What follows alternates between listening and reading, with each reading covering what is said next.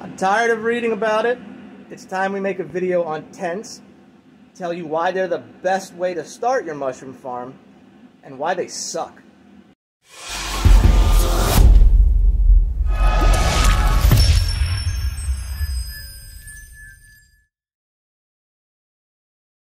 New intro. What do you think? That was worth $50. Was it worth it? I don't know. I don't think so. Let's talk about tents. I started Cactus Hat out of a tent like this. This is not the original one. These tents run about $350, maybe more now with inflation and all that stuff. With the equipment you'll need, like lighting and humidifiers, exhaust, you're probably all in for something like $800. However, with that $800, it will pay for itself very quick. You could fit hundreds of blocks in this thing, depending on your shelves.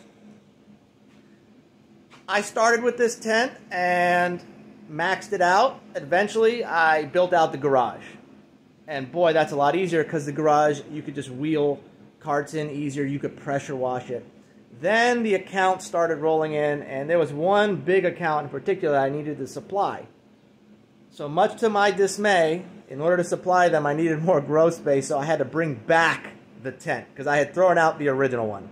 This is a Topolite 10 by 10 tent. I don't know if there's actually a difference between Topolite Gorilla tents. Maybe there is. I think a lot of those more expensive tents are probably just inflated because of the brand or whatever. But the truth is they all suck. Zippers fail, the Mylar starts tearing, and the shiny Mylar becomes black as the skin starts peeling off of it as you walk around on it, hose it down, scrub it. Don't beat yourself up if you can't get a Gorilla tent. This is a Topolite tent. I think it's one of the cheaper ones, but it works fine. And I've been able to grow, at this point, thousands of pounds out of it. There is no better way to start your business. So let's talk about what makes this thing tick. I've seen so many elaborate, over-the-top setups for these things, and it doesn't have to be like that at all. Here's what makes it tick. House of Hydro humidifier, that's a 12 disc. On the humidistat, I like my range from 72 to 88. These tents, at least where I'm at in Tampa, run wet.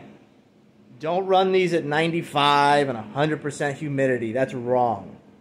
You will get blotch from hell. Between the tote, that ducting that gets dirty, and the tent just being more wet naturally, you will get blotch from hell.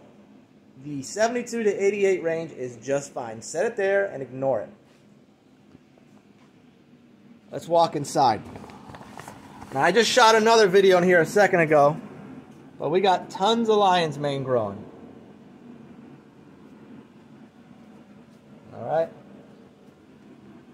Especially if you're growing lion's mane in these tents. And I hope you can hear me over the exhaust. Especially if you're growing lion's mane in these tents, don't overdo it on the humidity. Don't overdo it on the circulation. Here's the fogger. I got it in the top corner. All the flaps are open on the bottom. They're all around the tent. And I have a 6-inch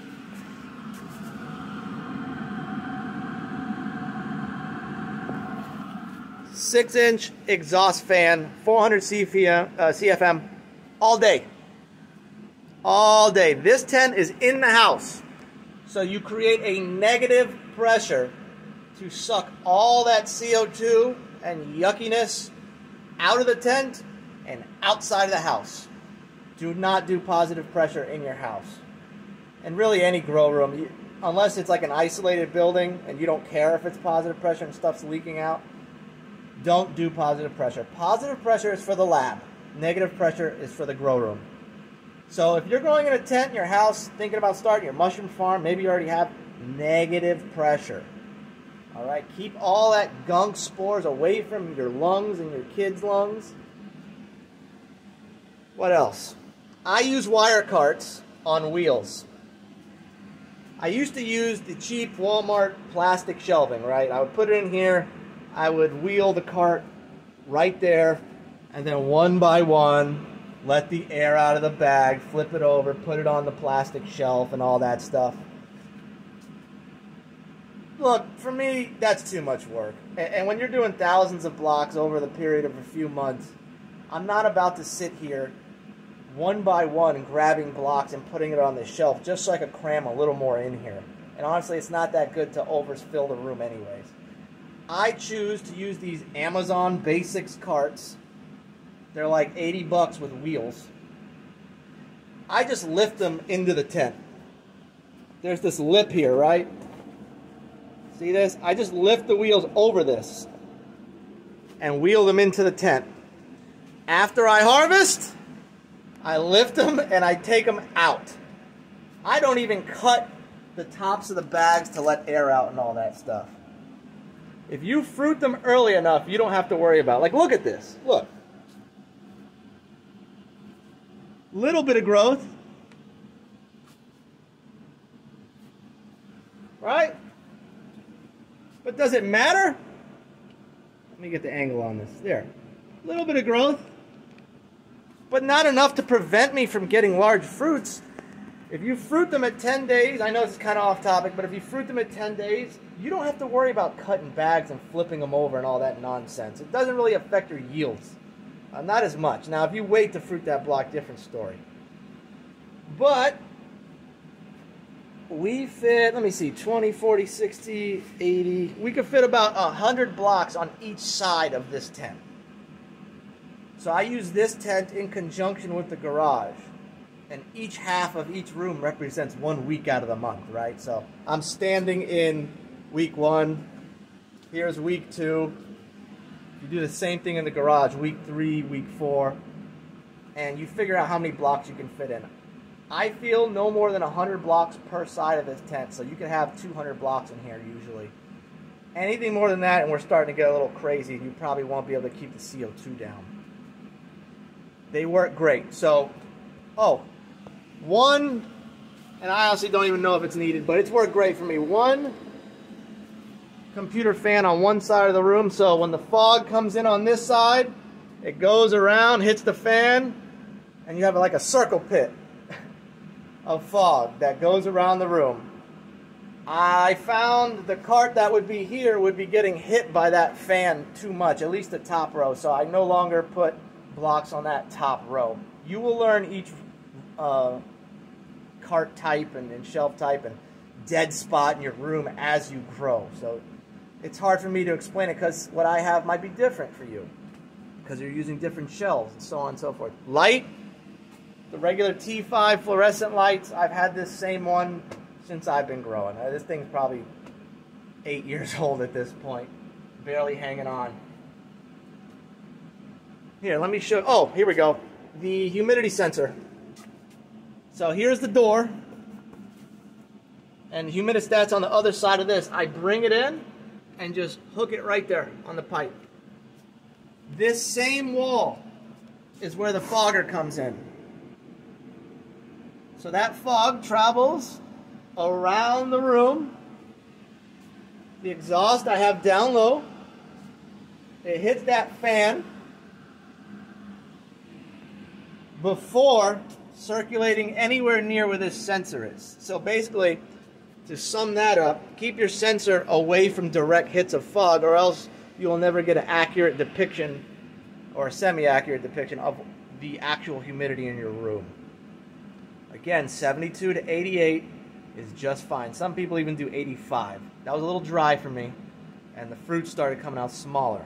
But 72 to 88 or something similar to that is perfect. So how did I vent this outside? I'm going to have to move some carts really quick because I don't even think I could access it. We're incubating a lot of extra blocks for a special event coming up. Check this out.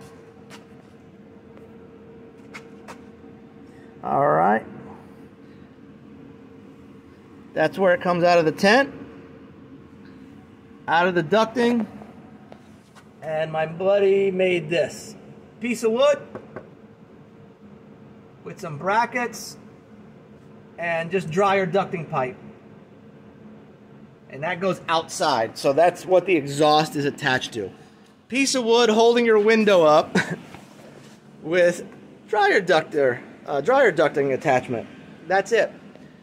I don't clean my ducting. I just replace it. They're like 10 bucks.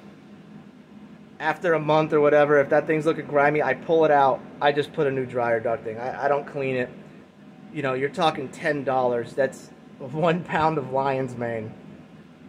So 1 head or a half a head of lion's mane, and I just paid for new ducting. So I'm not going to waste my time cleaning dryer ducting.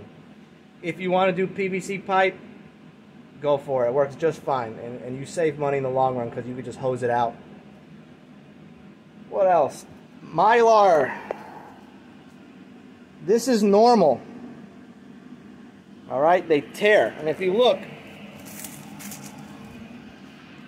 it's inevitable. It will always tear. These tents come with false bottoms. I used to use them. I used to pull the whole false bottom out. Me and a friend fold it up, take it outside, pressure wash it, bring it back in.